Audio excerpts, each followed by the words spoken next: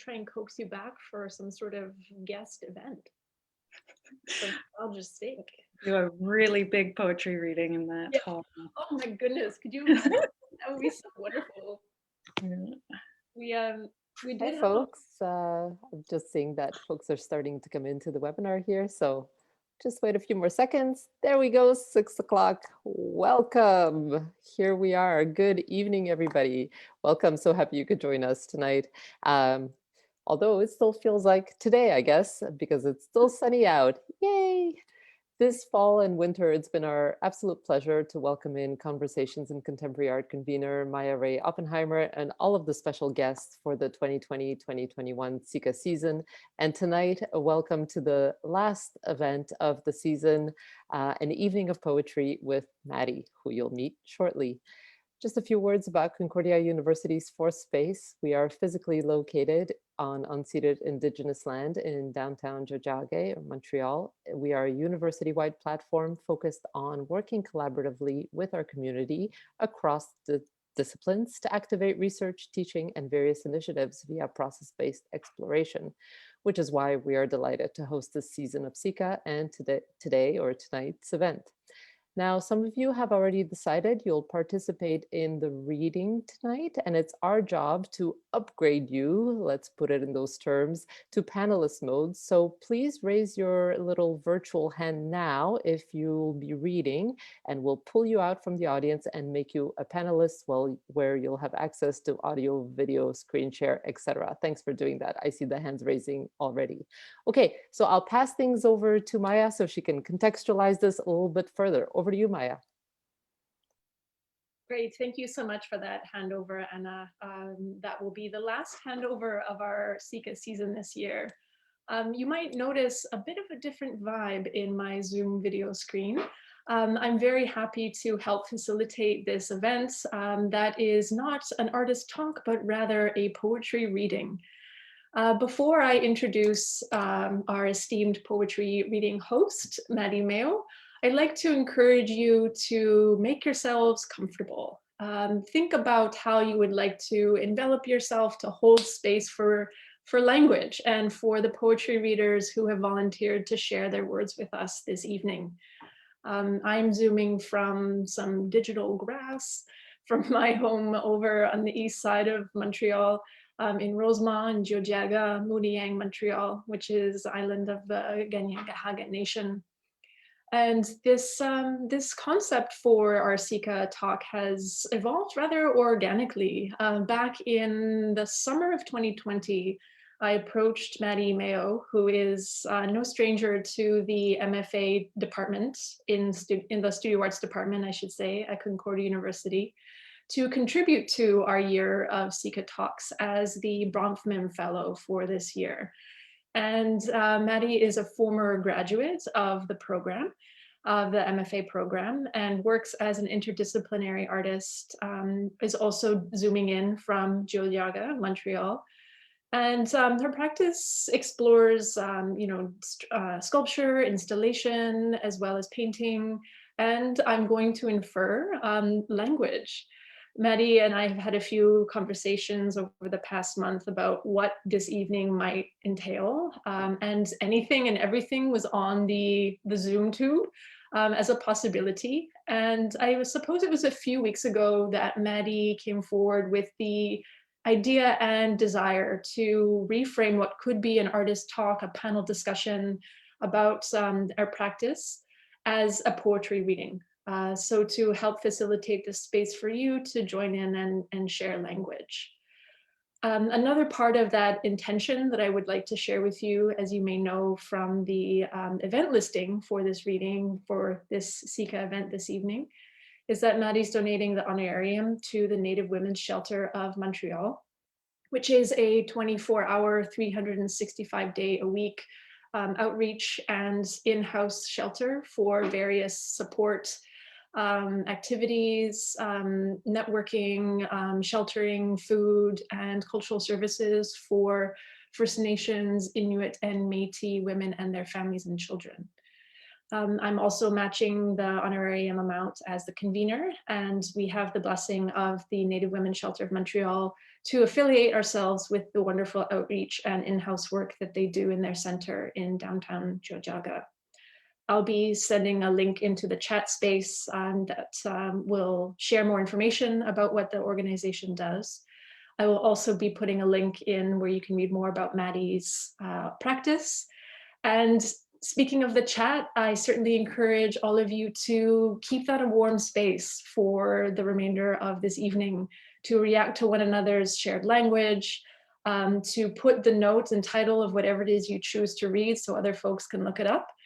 And Maddy's going to take it over now, and we'll say a little bit more about the workflow. I shouldn't say workflow, the reading flow, the language flow. And you'll see my name in the chat. So thank you all very much for joining us. I'm looking forward to listening with you. Thank you so much, Maya. So hello, everyone. Hello, and thank you. Thank you for being here with all of us this evening. My name is Mayo. You can call me Maddy. And I am so honored to be hosting this event this evening. We have an amazing lineup of readers. They will be joining us from across Canada. They include friends, artists, faculty, and some folks I've never met. So to all the readers, from the bottom of my heart, I want to thank you for generously volunteering to share your voices and to share your poems with us this evening. I also want to extend a really heartfelt thank you to Maya Oppenheimer, Joni Chung, Karen Zupiger, and the team at Fourth Space. It's been such a pleasure to work with you, and thank you for all your support in promoting the event and organizing the event. So I'll give you just a bit of a heads up how things are going to work this evening. We have a list of 24 readers ready to go right now, so the pace is going to be really steady. I'm going to pop up in between each reader and introduce them. And readers, once you have the screen, feel free to add any details to your introduction that you want to. And as Maya just said, let us know the title of your poem and the author. And once you've finished reading your poem, you can write that title and the author into the chat, just to make that really available for the audience. I don't know what anyone is going to read this evening, so I'm really excited. It's going to be unpredictable, really varied. It should be really interesting from start to finish. And just to again repeat what Maya just said, I want to invite the audience to use the chat to give your hearts, your high fives, your positive comments. We can't see you or hear you tonight, so the chat is there for your applause.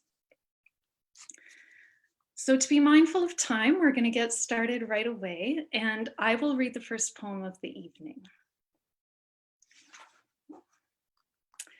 I'm reading a poem this evening written by Joy Harjo, who is a poet laureate from the Muskogee Creek Nation in the United States. And this poem is called Speaking Tree.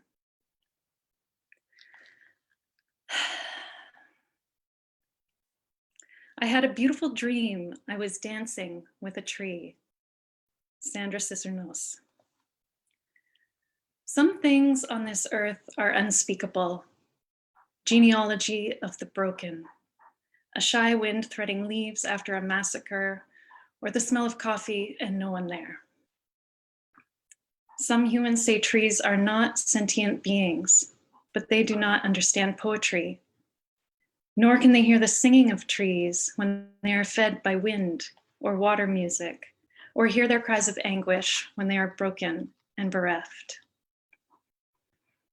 Now I am a woman longing to be a tree, planted in a moist, dark earth, between sunrise and sunset. I cannot walk across all realms. I carry a yearning I cannot bear alone in the dark. What shall I do with all this heartache? The deepest rooted dream of a tree is to walk, even just a little ways, from the place next to the doorway, to the edge of the river of life, and drink.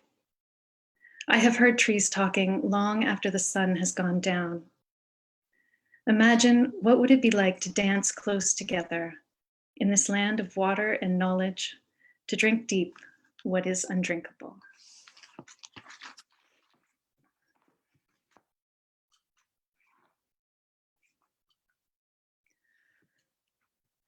So, without further ado, I would like to invite our second reader for the evening, who is joining us tonight from Toronto, Ontario, the lovely Marie-Claire Marcotte.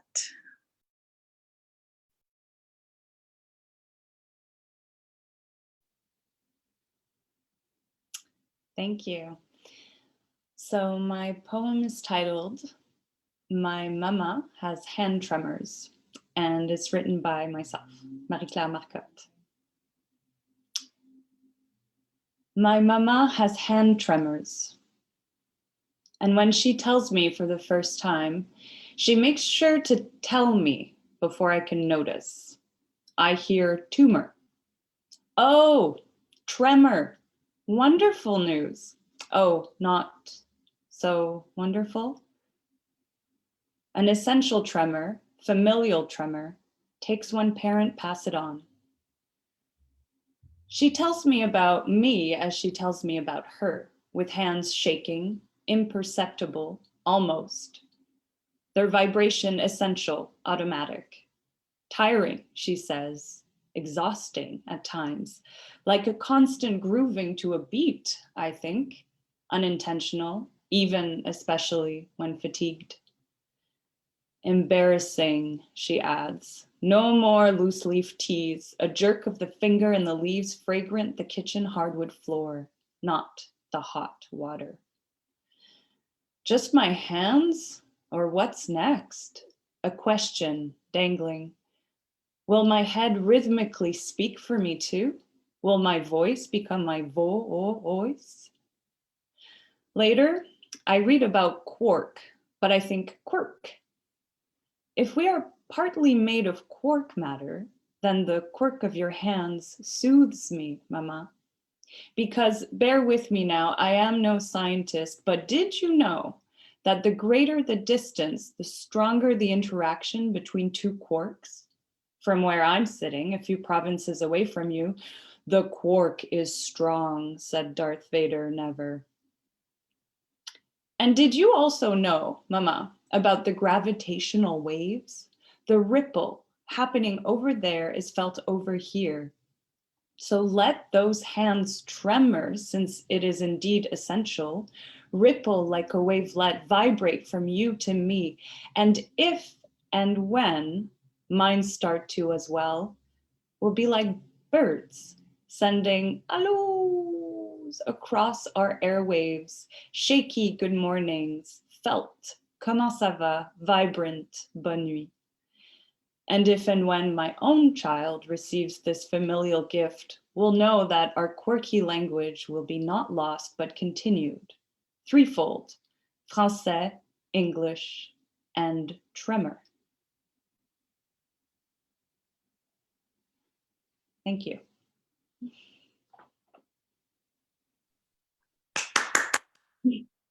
Merci beaucoup. It's so beautiful. Thank you, Marie-Claire. Merci. I'll just add, I invited Marie-Claire to go first because she comes to us from the world of theater and you read beautifully. So thank you so much. Oh, thanks, Maddy. Thank you. All right, without further ado, we will invite the next reader, joining us this evening all the way from the Sunshine Coast in British Columbia, someone I haven't seen in a long, long time, Lynn Price.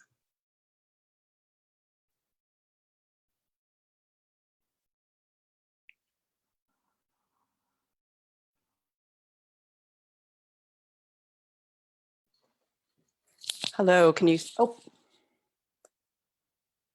hello. I'm Lynn Price, and I will be reading This Much I Do Remember by Billy Collins. It was after dinner. You were talking to me across the table about something or other, a greyhound you had seen that day, or a song you liked.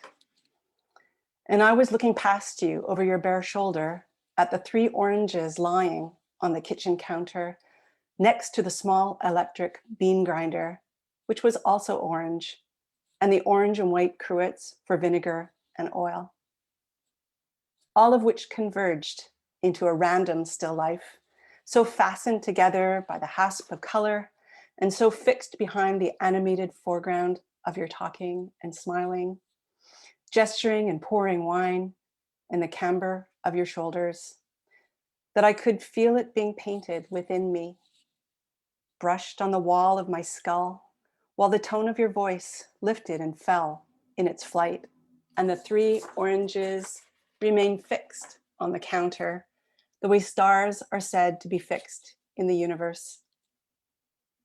Then all the moments of the past began to line up behind that moment, and all the moments to come assembled in front of it in a long row, giving me reason to believe that this was a moment I had rescued from the millions that rushed out of sight into a darkness behind the eyes.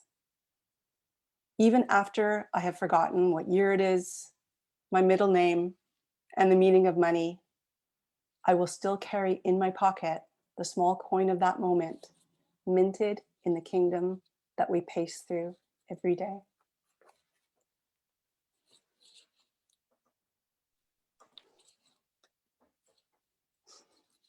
Thank you so much, Lynn. And it's so good to see you. Thank you. So beautiful. Our next reader is joining us from here in Montreal, the absolutely lovely Narme Sharifi. Thank you, Maddy. Can everybody see me? Yes.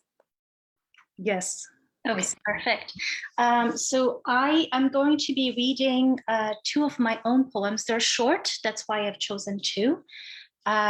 This first one is called This. I would sew palm to palm and tug at every white empire I see on a clothing line, pull them down one by one, so I can see the trees behind, giant roots upside down, my feet on the grass, my feet on the glass. I would lift this giant quilt and come out from under this, from under this. The next one is called 4. That day we sat on the riverside, a waterfall nearby, counted memories of war, the 80s in Tehran, when 4 was the happiest number. 1, 2, 3, 4. They dropped the bombs in 4s. 4 meant it was over until the next round. 4 meant we'd survived this time. 4 meant to be 4 years old and learn to count with real bombs. Fancy. Thank you. Thank you. Thank you. So beautiful. And I'm just seeing lots of beautiful comments in the chat, and don't forget to write the titles of your poem in the chat. Thank you, Narme. So next we have Matthew Blair.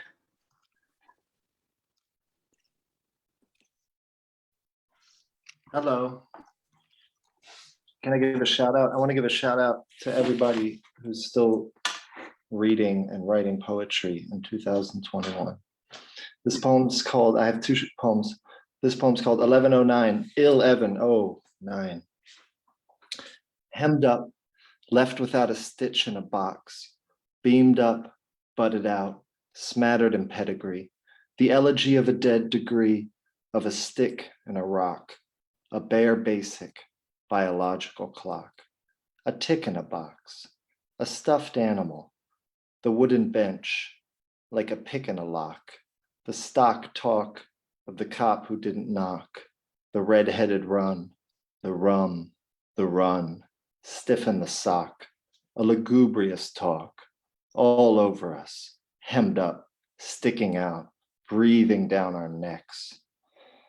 What is life if not a tick in a box, an unpaid ticket, a misstated shock, a misgraven statement, or a stick in a rock? What's money? What's pride when you can't budge an inch, when your breath is hemmed up, bared basic to the nth vagueness? What's writing, if not a trick with a thought, a plot basic, an escape wrench popped out of basements?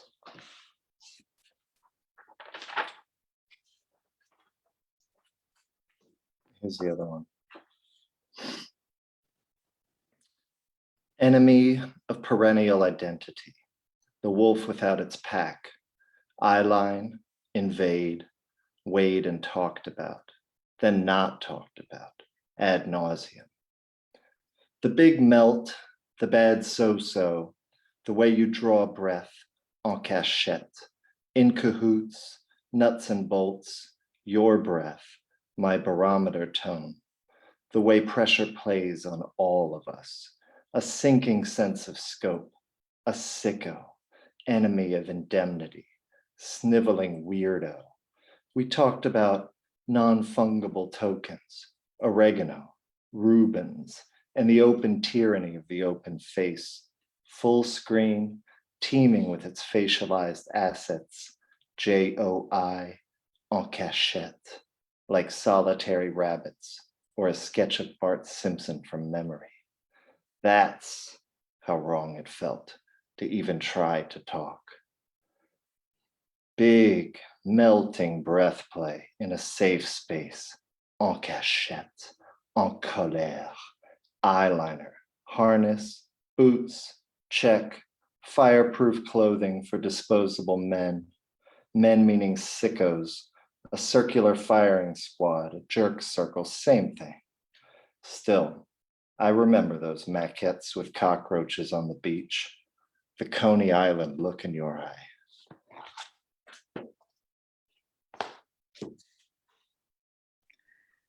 Thank you. Thank you, Matthew Blair. We'll be looking for your book. Thank you. And next, it is my great honor to introduce MJ Thompson. Thanks, Maddie. It's great to see you. I'm going to read two poems by Fred Moten. Nijiri wa Tiango. In the world to scream against, the invading encloser, always crossing past return and advent. We were here before the sad absences. We are philosophical contraband. Our braid flew off the circle from inside like a pathogenic baseline. The point of the counterband was the other ones, like the prophetess Amanda Irving praying for the lost ones, in protest, committing, thy body to the baseline, in turning, reading, everything. It gives me great pleasure to ask that you pray for me before we raise the broken city to make another world. The second poem is called John Work. Genre is window service in concert with driving, the long withdrawn thing named Come Disturb Us. The second secret purpose of the field recording is theory. What they bring is rigorous and marvelous. So get some, whirl and cuss till the symposium sing. The intentional curving of the quartet omnibus, volume with fluxes, vor lesson till understanding fade like a broken ring of fire. Is it perverse how strong my love is? That it's as strong as that's how strong my love is? Preserve us.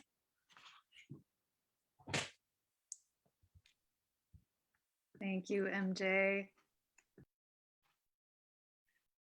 It's so great to see everybody. So next up, joining us all the way from Edmonton, Alberta, we have Emily Jan. Hi, it's so nice to see everybody's faces and hear your voices. So I am not a poet, so I am reading from a book called Poems in Which by a man named Joseph DePrisco, who is an old friend and mentor from many, many, many years ago. So I'm going to read you one of his. It is called poem in which to think at this late date. We bolt upright from bed in a cold sweat, fearful we have misplaced a comma. Later we check to see our socks match, and if it's time to resuscitate the couplets. To think we consume fossil fuel to rush across town to catch the dinosaur symposium. At this late date, so much at this late date. We charm, we please, we scrape, we mule, we carp, around buffets, backstage, the cruise, iambic pentameter, to think this is called for anymore. That we sleep on sheets, that we still cook the meat, that we're impressed by the rouge dossier of her cheeks, to think at this late date we compose our most challenging work thus far. That this is the path to the waterfall, that the sound the sky makes is the applause of 1,000 wings. That the clearing is anything but, and the white light in the harbor still guides us along. At this late date, to think I almost never knew you, that we stroll vanquished into the squawk and squeal, the hum and whoosh of the woods, to think at this late date, we want to know how we and the poems will end. Thank you, Emily. Thank you for joining us. So again, all the way from Edmonton, Alberta, I'd like to welcome Carrie Lynn Reeves. Hi, everyone. Thanks for having me and sharing this space with me today. I wanted to acknowledge that I'm currently on Treaty 6 territory and that I come originally from Treaty 1 and Treaty 2 territory. And the poem that I'm reading today is called How It Escaped Our Attention by Hyde E. Erdrich, who's a member of the Turtle Mountain Band of Ojibwe. When a whole being births into our hands, still you see your hands, no matter how unworldly the beauty of the child. Then the universe of words works past cosmology to a useful name, a handle. In English, unlike the indigenous, genderless language of verbs, moon blues, comet misses, moon looms super, moon bleeds. Many cosmological shifts later, our hands, eclipsed by the loving being, come so far, come closer than ever, across the several heavens, we Ojibwe name, the layers of our atmosphere, and further out there, the fourth sky, forever sky. When you first came to us, we did not have an Ojibwe name, to know the sky beyond the sky. How were we to know he was, she was, they are, you? How were we to know who?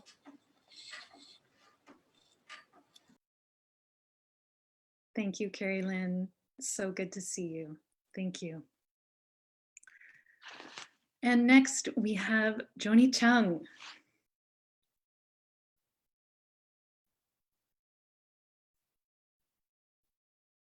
Oh, hello.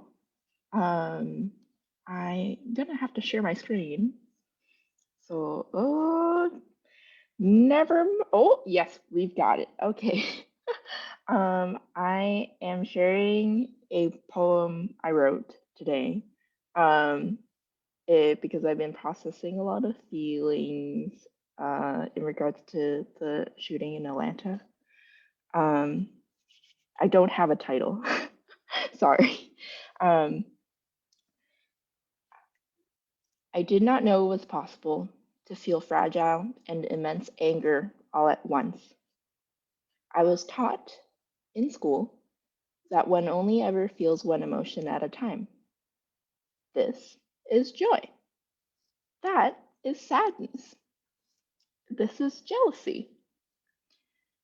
I was not told that they could fold over, knead together, roll out, thin, translucent. Find the line where it can still hold itself, snap into. Thank you. Thank you. And thank you for all your communications support. Thank you. Glad, happy to. Thank you. All right. It is next up, joining us from Toronto, Ontario, is the wonderful performance artist, Lisa Smolkin.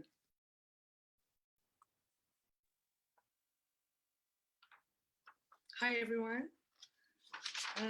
I have 3 short poems for you today. I wrote them. And here's some colors to go with the poems.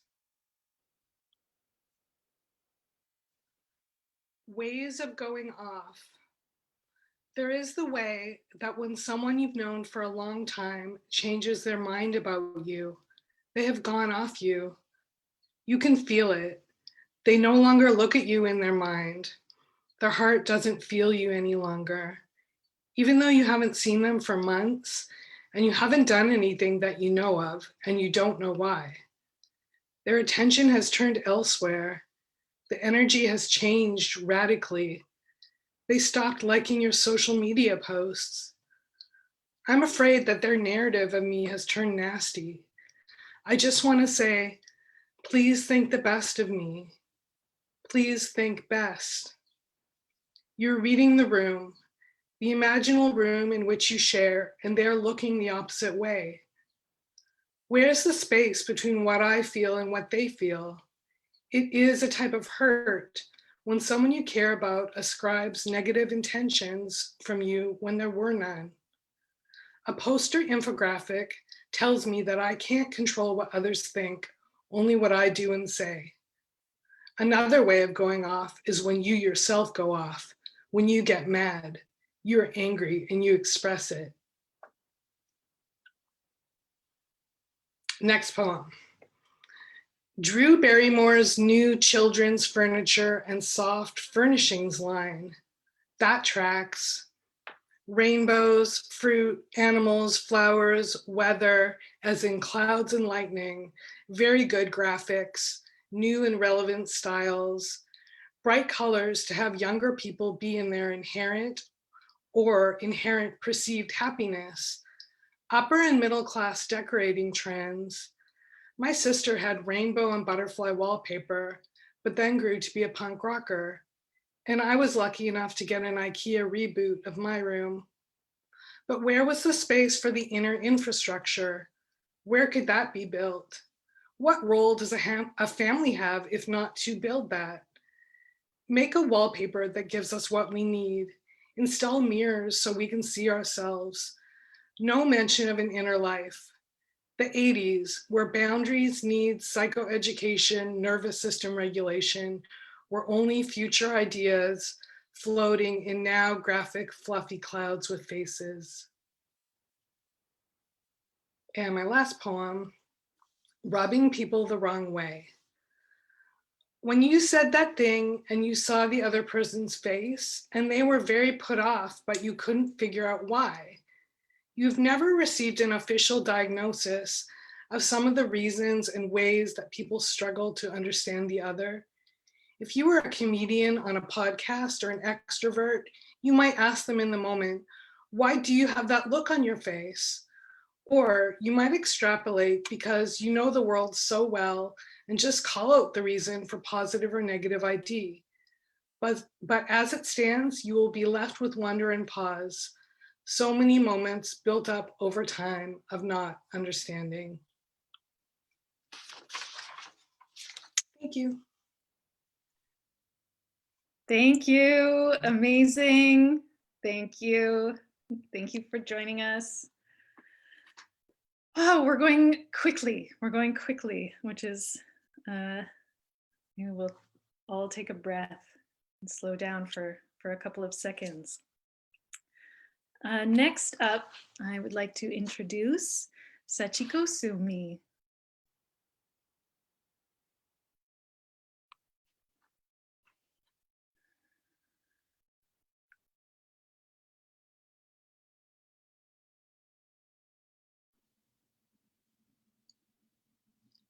Oh, okay.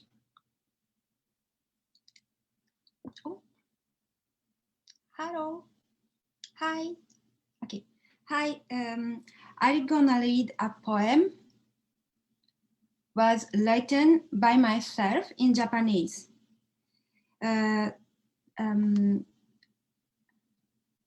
poem talk about song of stars and stories of suns and bridge of wind. So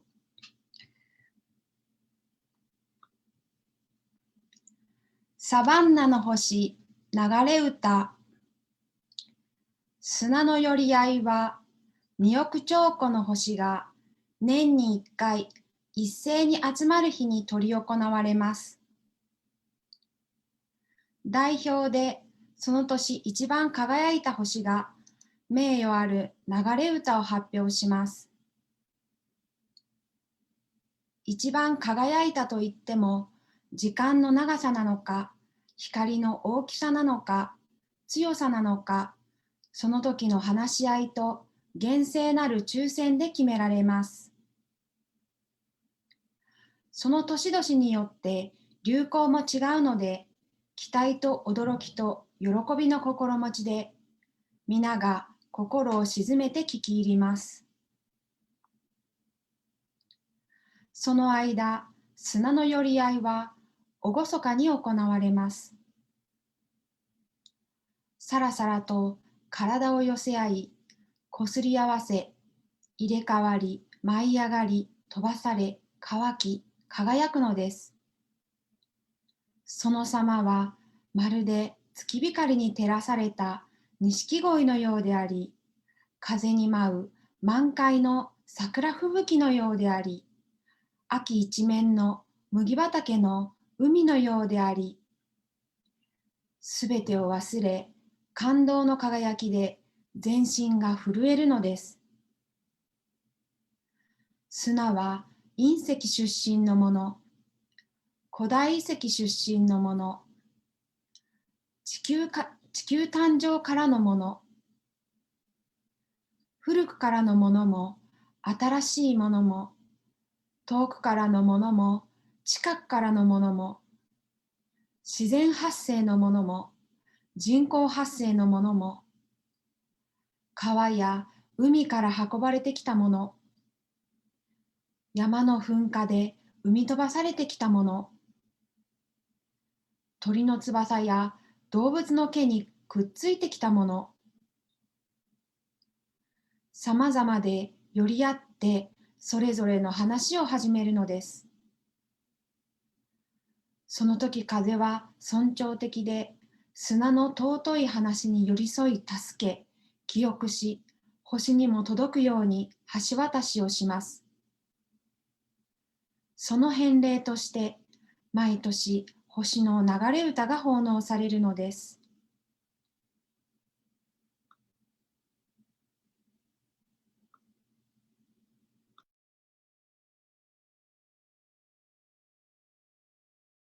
Thank you, Sachiko. Thank you so much. You know, when you are planning something and it's so nerve-wracking and then it turns out to be so amazing. That's how I feel right now. That's what I'm going through right now. This is so, 100 times better than I could have hoped. So next up, it is my great pleasure to welcome the one and only Tiffany Paige.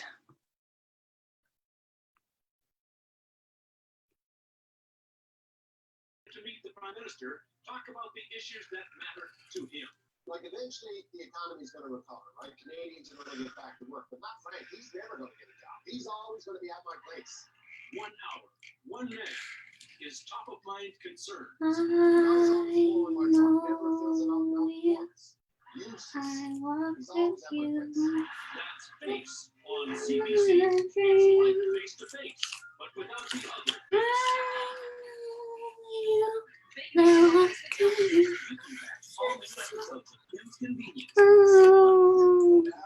Only on CBC and CBC Gem. Amazing. We're superstars. Wow. shit. What time is it?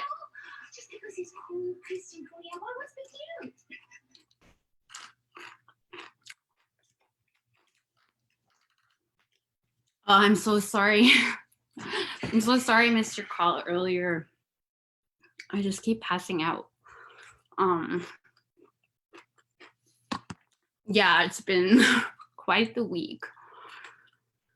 Oh, but I wanted to like tell you, actually, I had this really weird dream about you last night.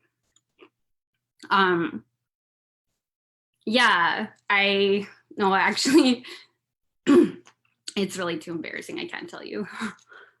I know, fuck, I'm the worst, but no, it's really too embarrassing. It's like, dream is a wish your heart makes when you're fast asleep. In dreams you will lose your heartache. Whatever you wish for, you'll do. Have faith and see, and someday.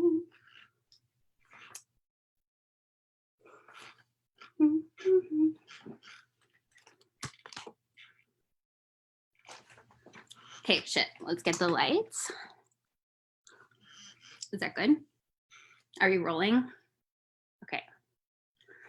I don't have a nip slip here. Okay, so did she cut my life into pieces? Yeah, I think she did. And was it my last resort? Yeah, it really was. I mean, like suffocation, no breathing. I guess, yeah, you could say I lost my mind, but I don't think I owe anyone an apology here, like, especially not her. If anyone is owed an apology, it's me. Like, I wish somebody would tell me I'm fine. Like, when is it my turn? I guess nothing's fine. Nothing's really all right. Did you get what you needed? Okay, cool.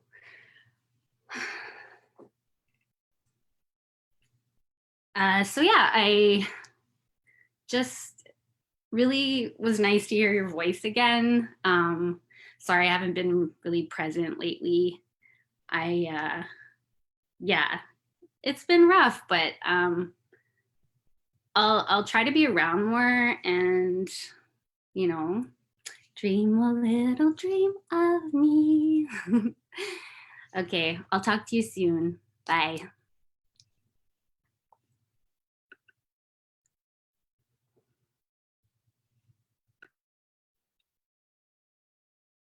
Shit, Tiffany, that was amazing. Thank you. Thank you, thank you, thank you. Okay. Wow. So, without further ado, the next reader is the absolutely lovely Lauren Pelc-McArthur.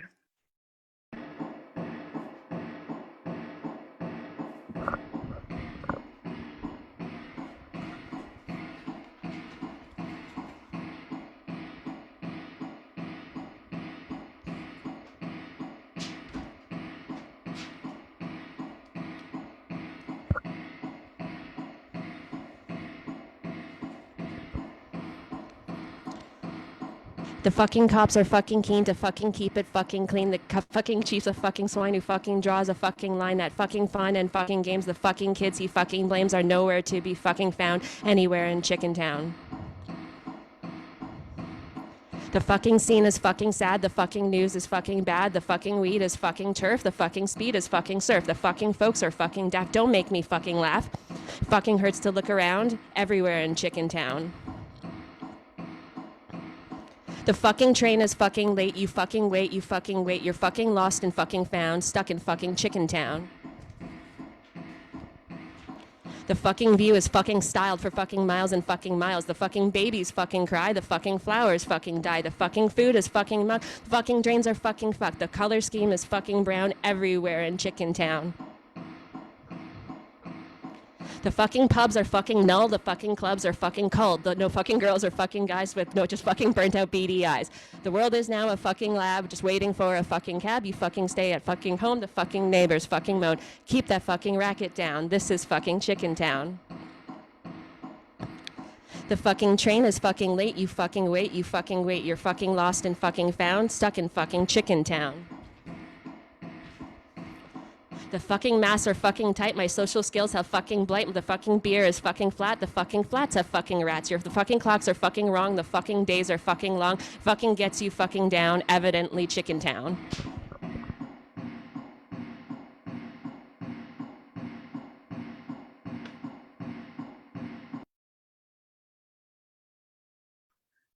Lauren Pelc-McArthur, thank you. Thank you. Okay, next up is James Gardner.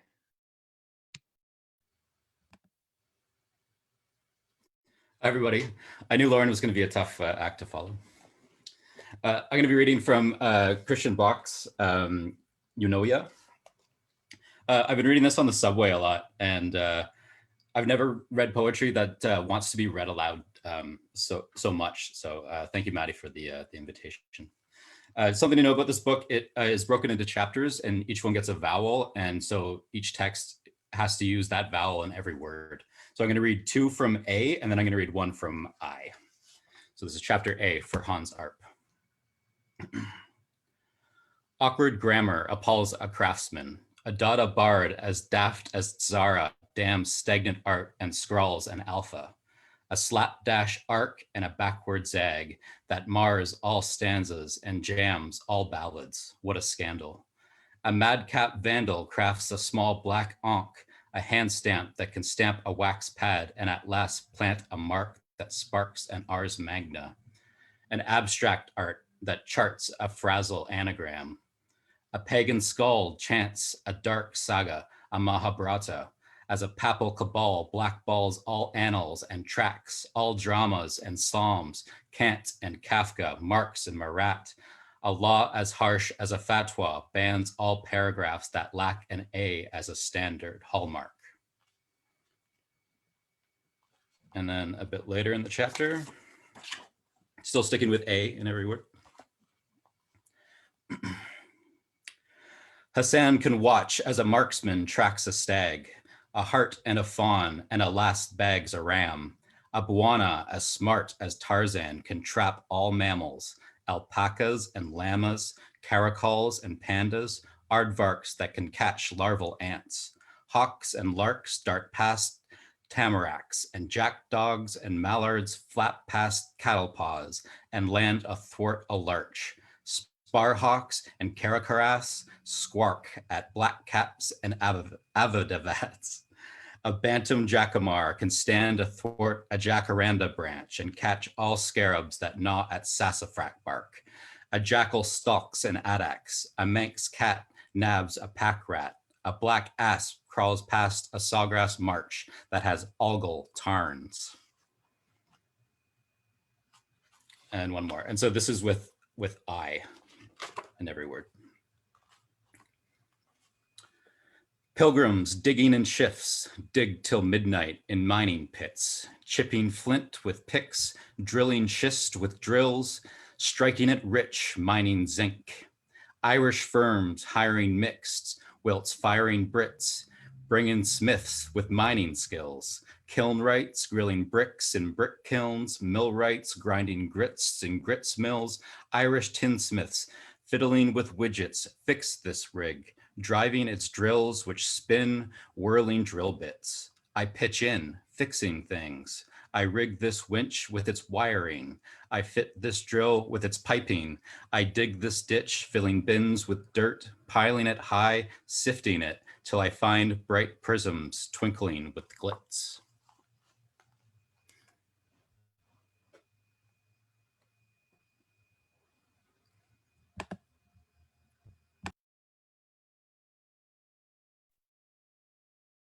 Thank you, James. You did a great job, a really fucking great job following Lauren.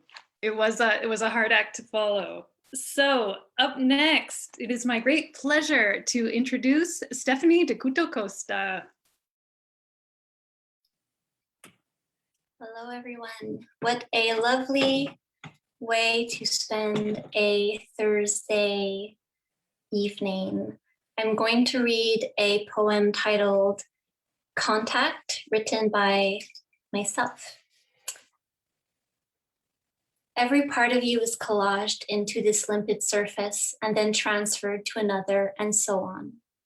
I keep you here and there in perpetual travel, with and without me, digging your way from topsoil to bedrock flooring. You lie there many hours unaccounted for, drawing lines in golden dust, eroding the pulp. I tell you stories about images fading away. I blame you. Trace pictograms to and from the otherworldly. Scratch incantations deep into the floorboards. Signal Morse codes repeating I love you or fuck you in a stroboscope manner. Beneath furniture is a dark outline burying boxes, forgotten slippers, dust mites, and things left untouched. Clutter, remnants, all unwanted, somewhat unloved. I want to tell you something that hurts, something with teeth. I want to expel the pain out of me, strip the paint and pour varnish over its scales. I want to start over. I want to enact my desire of tearing you down. I want to set fire to every corner, walk blindfolded to the edge of a cliff, bury the remaining pieces and forget the sight. I can't imagine a life without your presence, a white banner in periphery, 3 times the length of my body, with heat rising upwards, leaving it cold and stiff. Thank you.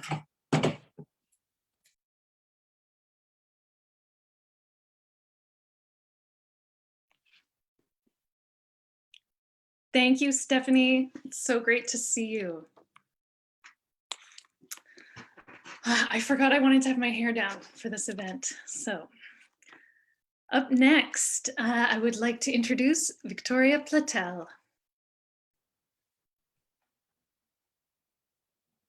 Hi, my name is Victoria. I'm going to read a poem that I wrote, and it's a poem about a landscape. And what really struck me about this image was that apparently the houses that were there don't exist anymore. So it kind of made me reminiscent of architecture that disappears and then, or that just, you know, there's no trace of it, there's no remnant left. And I want to give myself that memory, even though like I never had it myself. So the title is Newcastle. In memory of the gray and white sand, the brick chimneys that soak up the rain, and the slanted roofs, oily slick. No need for a downspout. Here you'll be lured, pavement to sand, sand to sea, darker and darker, till you no longer see your feet. And when the water closes in above, you'll be back on the pier's edge, standing too close. That's a quick poem. Thank you so much, Victoria. Thank you. And next up, I would like to introduce my friend Mershad Mousavi. Hi, everyone. I will read a poem in Persian, and it's about a person. It's the beginning of the spring, and the poet is walking in the nature, the beginning of spring, and seeing things. And then he's so sad, he doesn't have money. And he thinks that why everyone is happy, although they don't have money neither. I mean, in the nature. Then he thinks that there might be another rule of of responsibility toward this spring. The poet name is Feridun Moshiri. بوی باران، بوی سبزه، بوی خاک، شاخه های شسته، باران خورده پاک، آسمان آبی و ابر سپید، برگ های سبز بید، عطر نرگس، رقص باد، نغمه و بانگ پرستوهای شاد، خلوت گرم کبوترهای مست، نرمک میرسد اینک بهار، خوش به حال روزگار، خوش به حال چشمه ها و دشت ها، خوش به حال دانه ها و سبزه ها، خوش به حال غنچه های نیمه باز، خوش به حال دختر میخک که میخندد به ناز، خوش به حال جان لبریز از شراب، خوش به حال آفتاب. ای دل من گرچه در این روزگار جامه رنگین نمی پوشی به کام، باده رنگین نمی پوشی ز جام، نمی نوشی ز جام، نقل و سبزه در میان سفره نیست، جامت از آن می که می باید تهیست. ای دریغ از تو اگر چون گل نرقصی با نسیم، ای دریغ از من اگر مستم نسازد آفتاب، ای دریغ از ما اگر کامی نگیریم از بهار، گر نکوبی شیشه غم را به سنگ، هفت رنگش می شود هفتاد رنگ. At the end of the poem is saying that shame on me if I don't dance with spring like this flower that I'm seeing. Thank you.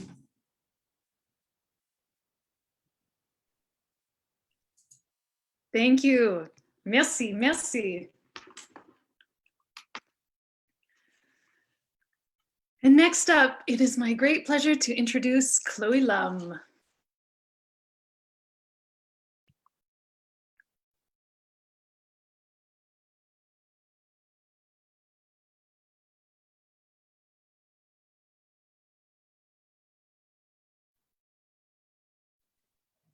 Maddy, I'm not sure Chloe joined us tonight.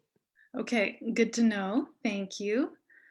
So, Maryse, are you ready to go? It's my great pleasure. Joining us this evening from Moncton, New Brunswick is Maryse Arsenault.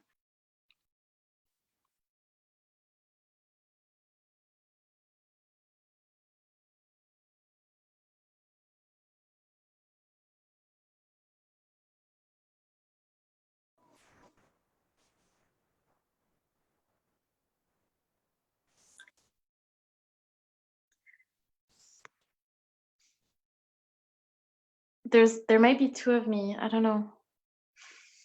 Okay, wait.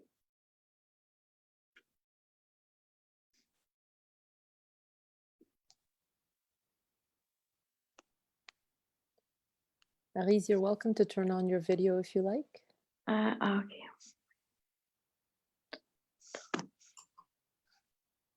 It's disabled, that's why. Okay. Okay. Okay, hi, it's working. I decided to read a poem that I wrote.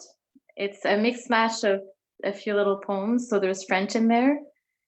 And it's kind of based on walks that I take downtown here in Moncton. There's a river that travels through the town, and it connects other towns to each other. And it's like right across, like through downtown. So picture yourself downtown and like there's a river. The other day I dreamt of parking lots. They were filled with foldable huts where people would sleep at night, sharing space with cars and businesses, exchanging day to night in stewardship.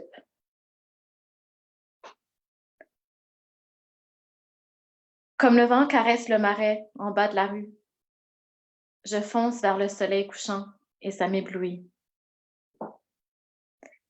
L'herbe haute et les quenouilles ne font que danser, danser, à un rythme démesuré. Je ne sais comment me contenter de te caresser dans le sens du vent. Je veux que toute l'humanité voit les motifs de tes tresses laissés dans la boue de la rivière Petit Kodiak.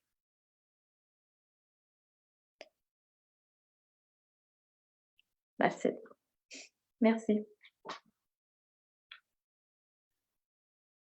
Merci. So nice to see you. Merci beaucoup.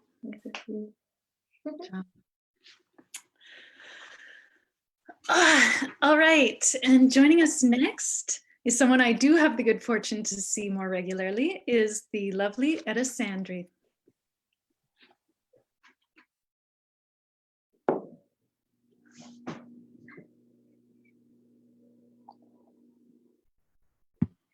Can everyone hear me okay? Yes.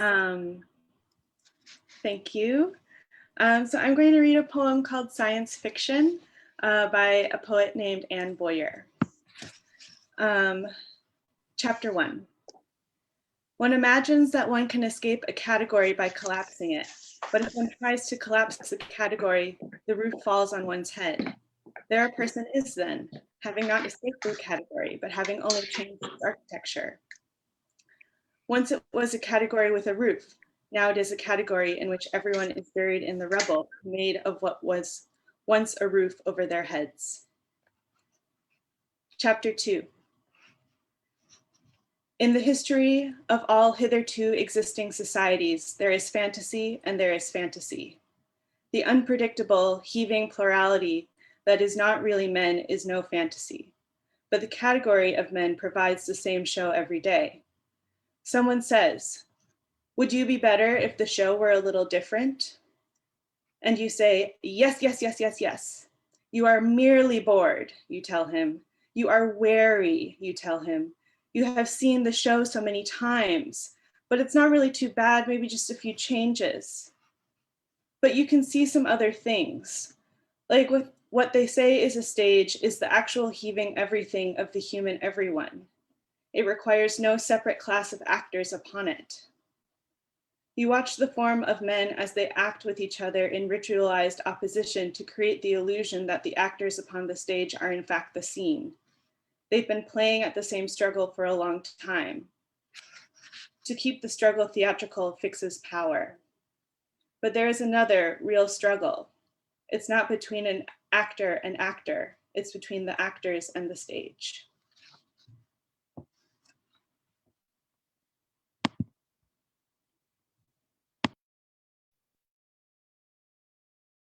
Thank you, Etta. Thank you so much. So lovely. So did An join us? I saw earlier that there was a question.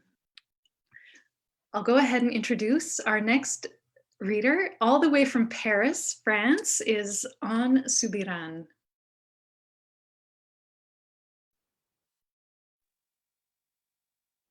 So Maddy, no, unfortunately, unless they used a different name to sign up.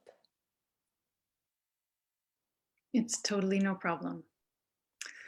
All right, moving on. I hope, Leopold, you're ready to go next. I would like to introduce Leopold Plotek.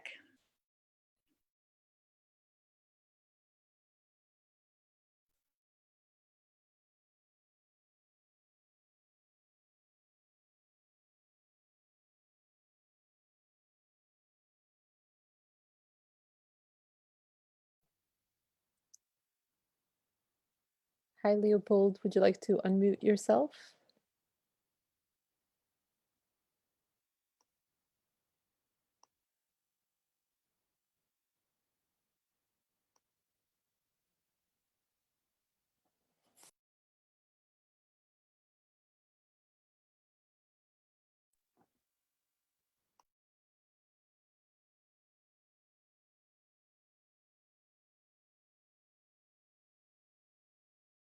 There you go. Oh.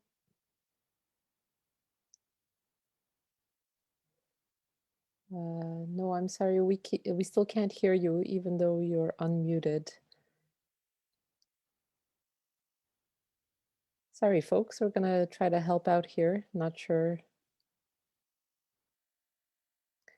how, but we'll try.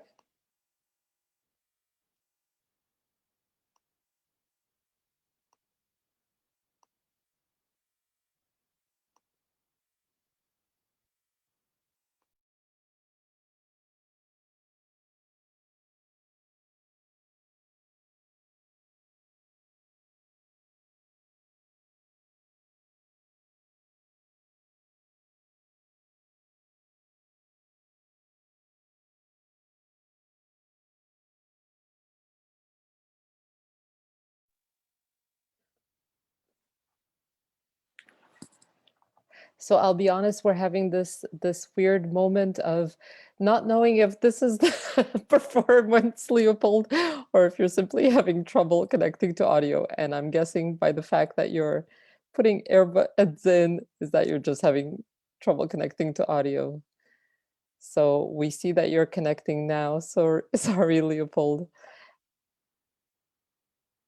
Try now.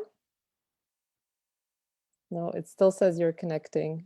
Okay, we'll take a second. You might have to align your earbuds with your...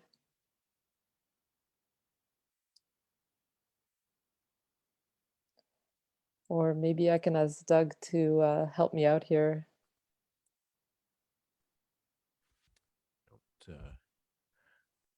Don't have much help here for Leopold. Sorry, folks. Leopold, do you want to try again in a minute? You can give us a hand gesture.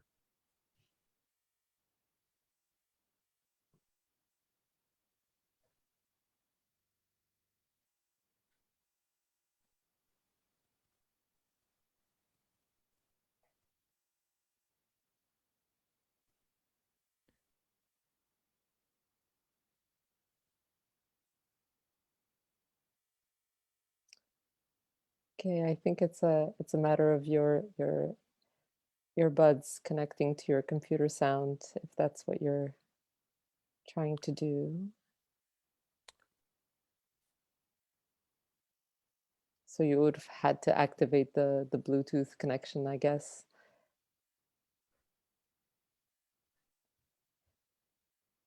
Okay, folks, maybe Maddy will move on to the next person and come back to Leopold. Yeah, for sure. That's no problem. So next up, perfect, Paul Gilbert. Hello, Maddy. Nice to meet you. Hello, everyone. I'm going to read a poem I wrote. It's in French. It goes like this. Percolation des mots à travers le corps. Percolation du corps à travers les mots. Infusion ou effusion. Percolation des électrolytes à travers la membrane cellulaire.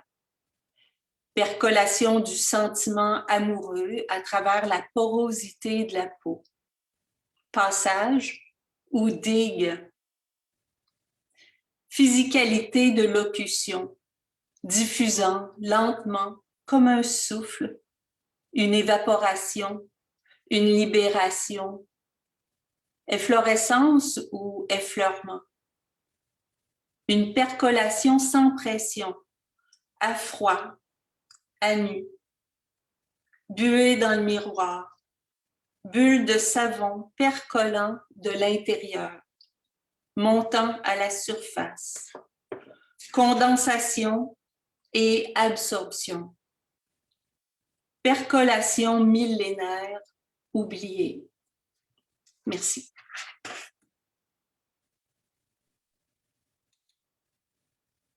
Merci beaucoup. Merci. And up next, should we go to the next or try Leo one more time? Well, we're trying to ask Leo if we can help out in any other way, and perhaps we'll go to Jeanette in the meantime. Okay, perfect. So not last, and certainly not least, is Jeanette Johns.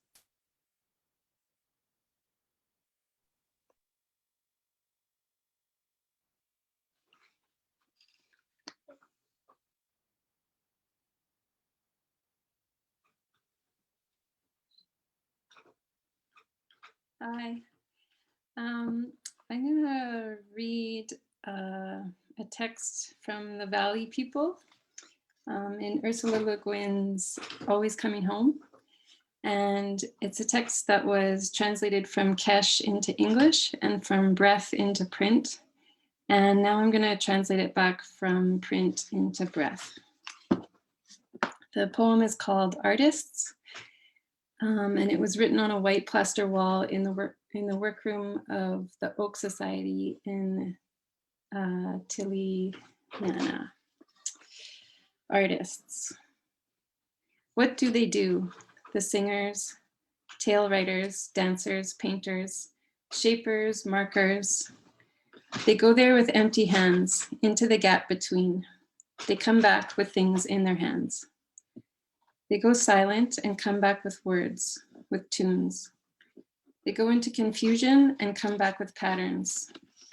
They go limping and weeping, ugly and frightened, and come back with the wings of the red-winged hawk, the eyes of the mountain lion.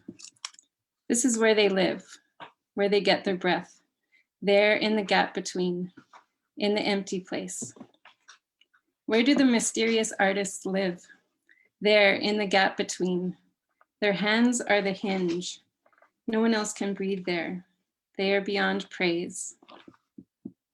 The ordinary artists use patience, passion, skill, work, and returning to work, judgment, proportion, intellect, purpose, indifference, obstinacy, delight in tools, delight. And with these as their way, they approach the gap, the hub, approaching in circles, in gyres, like the buzzard looking down, watching, like the coyote watching. They look to the center, they turn on the center, they describe the center. Though they cannot live there, they deserve praise. There are people who call themselves artists, who compete with each other for praise. They think the center is a stuffed gut and that shitting is working. They are what the buzzards and the coyote ate for breakfast yesterday. What, Mom? Thanks. Why you say that? Hello, Irene. Thank you, Jeanette. Thank you so much. So good to see you both. So we're gonna try Leo one more time. Is that happening? We are indeed trying Leo one more time, I believe. We're speaking with him privately, trying to figure out what the issue is. Thanks for your patience, everyone. No problem. I think Leopold may still be having trouble with the microphone. Certainly jump in if I am wrong, but I will continue to try and help out. So maybe we can go to the next, though. Well, we're at 7:15, and we have the opportunity now to open it up to the audience. If anyone in the audience is there and ready with a poem, I do think my mother might be one of those people. You can raise your hand with the reactions button on the bottom of your screen, and Anna or Douglas will let you into the fourth space.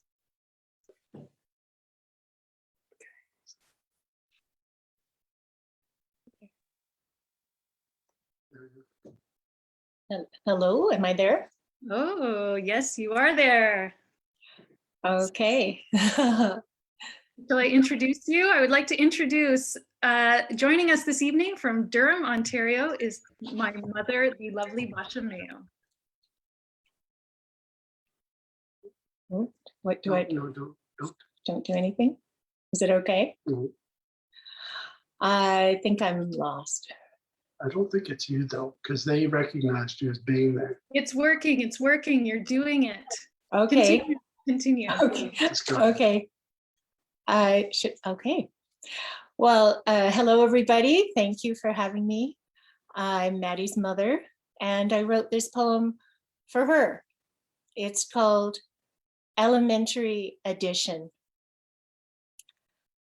I was one, but then a great collision broke a moon out of me, and I was two.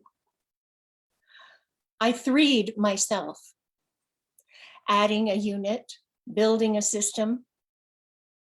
It comes down to a house and a garden. I am forward by a dog. And though the moon orbits far away, my tides respond irresistibly. And I would not be one again and moonless being no lover of subtraction, all water faces up. Thank you. Did that work? It did work. Okay. Wow, thank you. That's, I'm overwhelmed. Thank you. You're welcome. Thank you. Thank you. You have to, yeah. Stop video? Stop video, that's correct, yes. Okay, bye. Is there anyone else in the audience who would like to share a poem?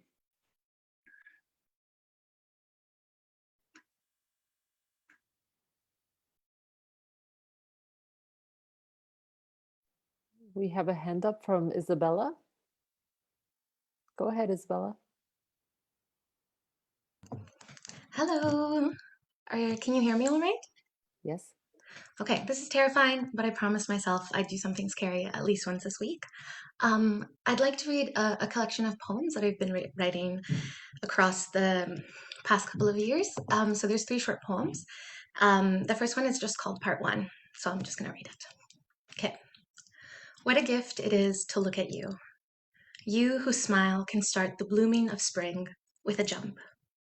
Words can't describe it, only the beating of my heart. And maybe I love you. The second poem is called Paula Isabela. Mama says all her kids have color. Susie pink, Jose blue. What about me? Green. Green, the color of spring and life and of leaves. Green, the color of a foamy, shallow sea. Green. What a lovely color. Fresh and full of breath, joyous yet calming. How unlike me. And then the final poem is called Love Language of a Fruit. Out in the garden, I'm just a kid, picking raspberries over the neighbor's fence. They said I could. There are too many berries for just them too. I make sure there aren't any ants hiding in the little gaps, and I stick my fingers into the red fruit. They look like gnomes with their brightly colored hats, and I eat the berries joyfully, sucking them off my pinky, my thumb, my index, one by one. That's that. Hi, Isabella, thank you. It is terrifying, I totally agree. Thank you, that was wonderful. And so I believe we have Megan Stein up next.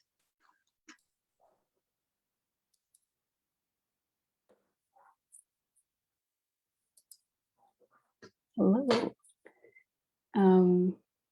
So I'm going to read a poem that I wrote, and it's written to several peony plants that I used to know. In care of Peonia. Once someone told me that you are a true flower's flower, ephemeral, sweet, petals elegant, stamens bright, anthers wispy, carpels of stout, sturdy mounds with the most beautiful little stigma stars atop their tips. Once, someone told me that your crown of petals could be coaxed open with gentle puffs of breath, short, focused blows from my lips to yours. They said that you like it when I pretend to be an ant, wandering in your labyrinth of petals, following the dedicated path through your corolla. Once, someone told me that you prefer the forgotten patches of overgrown grasses filled with unintended irises and daylilies, the spaces between the fences and the garages, the spaces where you can be left to grow unencumbered. Once, someone told me that you're a common garden flora, unspectacular, ant-infested, and a nuisance. Heads too heavy for their stems, they said.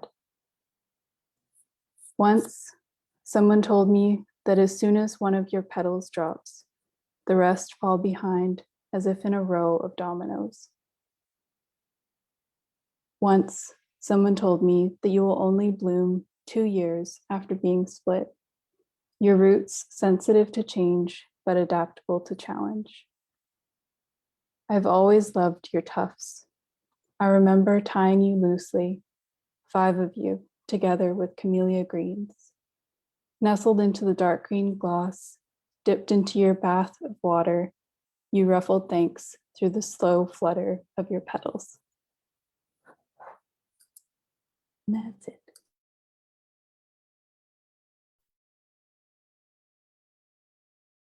Thank you, Megan. It was beautiful. Thank you so much. So, any word on Leopold, or we'll just keep going. If anyone else in the audience, if you want to raise your hand and share a poem, this is the time. Okay, we do have someone. Andrew, we're going to upgrade you so that you can go ahead and share.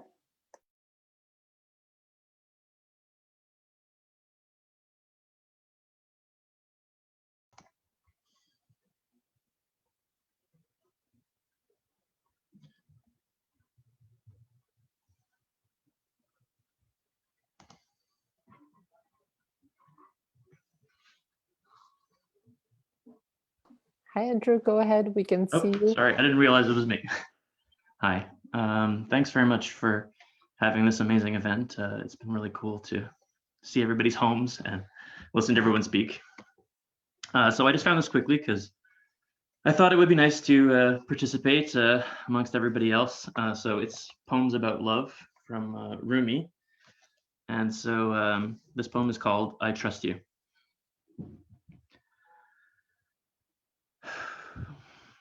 The soul is a newly skinned hide, bloody and gross. Work on it with manual discipline and the bitter tanning acid of grief. You'll become lovely and very strong. If you can't do this work yourself, don't worry. You don't have to make a decision one way or another. The friend, who knows a lot more than you do, will bring difficulties and grief and sickness, as medicine has happiness as the moment. When you're beaten, when you hear checkmate, and can finally say with Allah's voice, I trust you to kill me.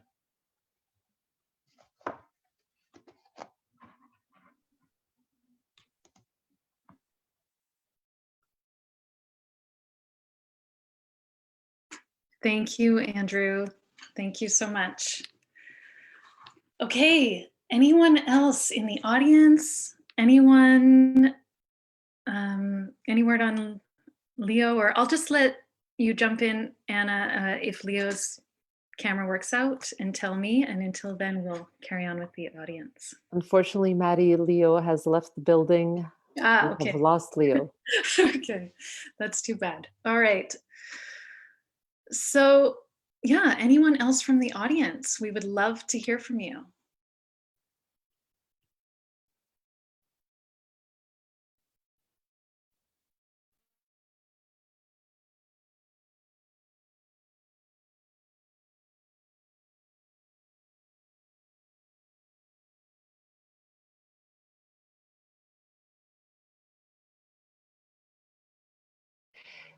We don't see any hands raised, Maddy, but we do see people asking about your background. Yeah, Marie-Claire, merci, c'est gentil. We are at 7:24, and so I'm going to take 2 minutes just before Maya comes and says something in the final 2 minutes, but I will take 2 minutes to just say thank you so much to everyone. I am so moved personally. I'm just so thrilled to see everyone, and all of your poems have been outstanding. And to my mother, thank you so much for participating. That was beautiful. I'm so touched, and I I don't know what more to add, especially I can't think coherently right now about my background. But yeah, I hope to see you all in the future. Thank you to those I have never met before who participated this evening. It really takes courage, and there was a lot of vulnerability in all of the poems that were shared this evening. So thank you for sharing this space.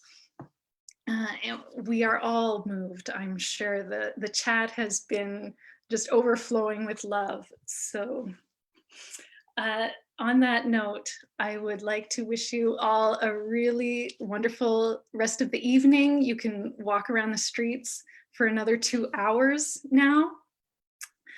And I'm just reading the chat, sorry. And Maya, I'll invite you back to say your final words. And thank you, Sika. This is the end of Sika for the year that was said at the beginning. So this is a real celebration of sorts, I hope. I hope we can all celebrate what a wonderful event Sika has been throughout the year. Thank you so much, Maddy, and everyone. What a wonderful evening. I would love to invite the panelists to have a moment of unmuting yourselves once more, and we can see what noises of celebration, of thanks, of applause, of smiles the recording might catch up. Because I feel as though it will be nice to visit this and have your voices in a symphony at the end.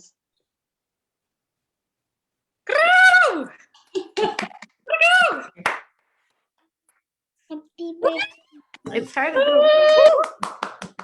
Hey.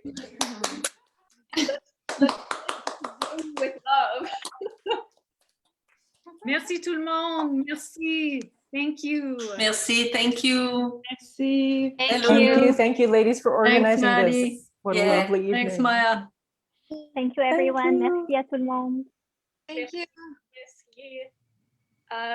I traded the digital draft I started with when we started our poetry reading for some candles. It felt appropriate, and it was my wonderful atmospheric background.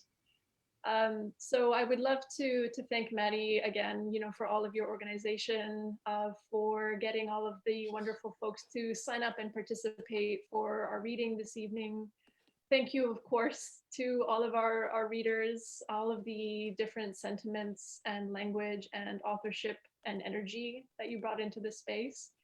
It was wonderful to hear different languages, to hear you from different cultural geographies, to hear the different ideas that you wanted to bring forward to this audience. And I would like to thank a few folks who are a bit more behind the scenes on Sika organization and admin, but are so influential and invaluable to the 8 events that we've had all year. And that is, of course, Joni. Joni, are you still here? Maybe Joni has left. Joni the Snack Witch, who is our communications and social media manager. Can I make a joke that maybe Joni has gone to get a snack? And I think we all know that she's having a good time doing so. Thank you also to Karen Zippiger, who helps with the admin and organization. Always so wonderful to have your energy and input also. Thank you to Fourth Space, Anna and Doug. We've had you sort of as poetic voices with the organization, so wonderful for your digital hospitality. And of course, to the wider audiences who have read poems, who have held space and been with us from event to event and joined us along the way. So all of my best and gratitude and humble thanks for joining us, and have good rest of your days wherever you are and with whatever you do. Good night. Good night. Thank you, Maddy. Thank you. Good night. Thank you. Good night.